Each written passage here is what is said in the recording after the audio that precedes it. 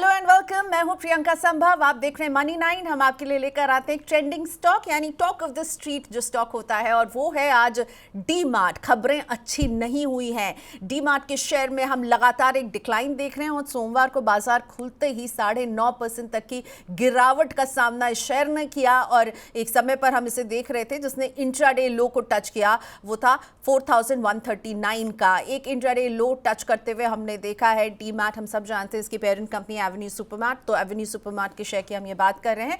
सो बीते दिनों से ही कुछ अच्छा नहीं हो रहा है डी मार्ट के साथ। जितने 16 ट्रेडिंग सेशंस में से 14 सत्रों में ये लाल निशान में ही कारोबार कर रहा है। एक लगातार डिक्लाइन इस स्टॉक में हम देख रहे हैं। डिक्लाइन इस हद तक है कि रिकॉर्ड ऊंचाई से ये शेयर अब करीब 25% की गिरावट के साथ कारोबार कर रहा है। आपको याद होगा 24 सितंबर को डीमार्ट के शेयर ने जो है एक रिकॉर्ड हाई टच किया था, 5,484 रुपए के लेवल को क्रॉस किया था। लेकिन अब सितंबर की बात पुरानी हो गई है। अक्टूबर का महीना इनके लिए अच्छा नहीं हुआ है। वजह कई है, क्वार्टर 2 के अर्निंग की जो आई है रिपोर्ट, वो बाजार को पसंद नहीं आए हैं। और बीते 6 महीने में डीमार्ट में एक लगातार जो डिक्लाइन बना हुआ है, इस वजह से 10% का नेगेटिव रिटर्न ये दे रहा है। तो आपको क्या करना चाहिए? क्या ये गिरावट खरीदारी का मौका है? तो नहीं, रुकिए, ये डिसीजन लेने से पहले समझते हैं कि क्या हुआ है डीमार्ट के शेयर में। तो जैसा मैंने कहा, रिजल्ट्स अच्छे नहीं रहे। अर्निंग्स जो थे क्वार्टर 2 के, वो बाजार के अनुमान से बेहद कमजोर रहे हैं। ये प्रेशर हम लगातार डीमार्ट पर देख ही रहे हैं, क्योंकि यहाँ पर एक ऑनलाइन और ऑफलाइन रिटेल की जो जंग है ना, उसमें कहीं ना कहीं डीमार्ट अब जो है वो नुकसान उठाता हुआ नजर आ रहा है, क्योंकि ऑनलाइन क्विक कॉमर्स बाजी मार रहे हैं।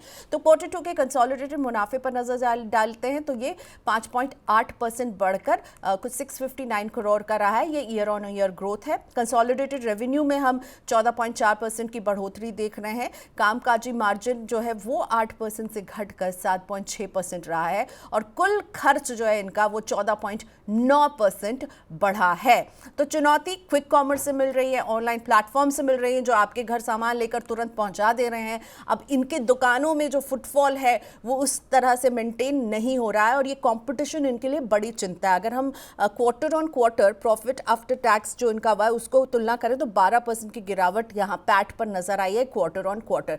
ईयर ऑन ईयर फिर भी थोड़ा ग्रोथ है, लेकिन वाकई में चिंता इसलिए बढ़ रही है कि आगे क्या होगा। मेट्रो शहरों में अब ऑनलाइन ग्रोसरी कंपनियां जो हैं वो फास्ट डिलीवरी कर रही हैं, और ये एक झटका साबित हो रही है डी मार्ट के लिए। उनके मार्केट शेयर पर भी इसका असर हम देखेंगे। क्वार्टर 2 में 6 नए स्टोर खोले हैं। कुल संख्या अब इनके स्टोर्स की 377 पहुंच गई है। लेकिन कौन जा रहा है स्टोर, ये है बड़ा सवाल। बढ़ते कंपटीशन में 20% ग्रोथ का लक्ष्य हासिल करना मुश्किल लग रहा है इनके लिए। अब बात करते हैं कि जो ब्रोकरेज फर्म्स हैं उन्होंने जो डाउनग्रेड दिया है, ये वही ब्रोकरेज फर्म्स हैं जो एक समय में इसे बहुत अच्छा मानती थी। अब देखते हैं कि उनकी रेटिंग किस तरह से बदली है। तो मॉर्गन स्टैनली ने पहले ओवरवेट कहा था, और अब इनकी रेटिंग हो गई है अंडरवेट। इन्होंने लक्ष्य घटा दिया है। लक्ष्य देखिए 5,700 से ऊपर का था, जो अब 3,702 हो गया। जेपी मॉर्गन अगेन यहाँ पर भी डाउनग्रेड, ओवरवेट से न्यूट्रल, लक्ष्य 4,700। नुवामा होल्ड कह रहा है, लेकिन लक्ष्य में गिरावट।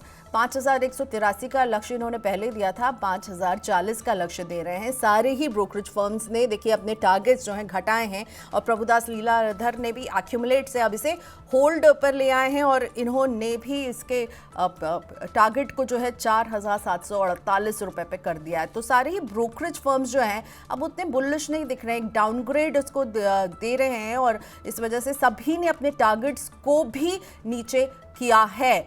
और ये ब्रोकरेज फर्म्स का ये रवैया जो है इसके लिए उतना अच्छा साबित नहीं हो रहा है, क्योंकि क्वार्टर 2 अर्निंग के जो रिजल्ट्स हैं वो भी अच्छे नहीं है ब्रोकरेज फर्म्स का ये रवैया। लेकिन एक डीमार्ट के शेयर होल्डिंग पैटर्न पर अब आपको नजर डाल के बताते हैं कि सितंबर 2023 से लेकर के जून 2024 में क्या कुछ बदला है। तो प्रमोटर्स की होल्डिंग वहीं की वहीं रही है, उसमें कोई भी बदलाव हम नहीं देख रहे हैं। 74.64% यही रही है प्रमोटर की होल्डिंग। लेकिन FIA इसको देखिए, उन्होंने उन्होंने फॉरेन इंस्टीट्यूशंस ने अपनी जो हिस्सेदारी है वो बढ़ाते रहे हैं। वो कहा सितंबर 2023 में 7.67% था, जो कि जून 2024 में 9.22% पर पहुंच गया।